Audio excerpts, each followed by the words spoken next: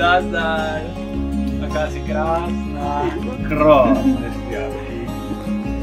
Krásna si krásnička.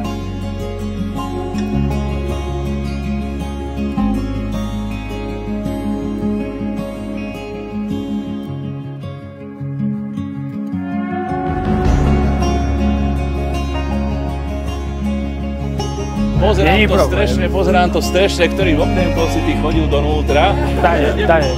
Ty si chodil, dobre. Jej, toto je ona, presne.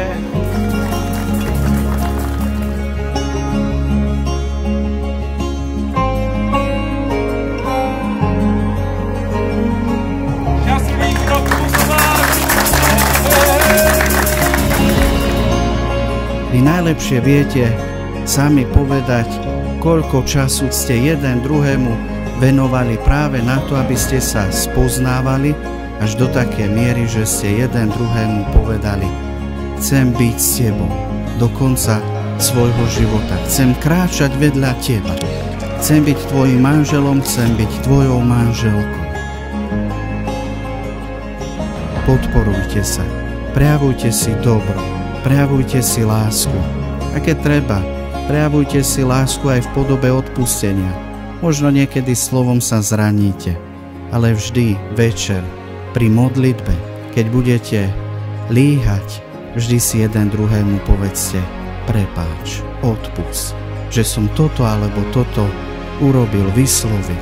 Tak vám želám, aby vo vašom manželskom živote vždy ste mali tú blízkosť voči Bohu, voči ľuďom, ale aj voči sebe navzájom.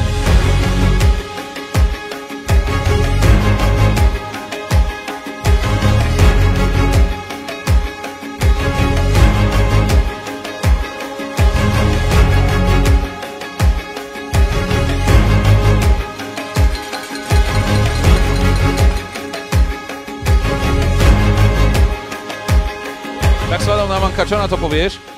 Vynikajúco.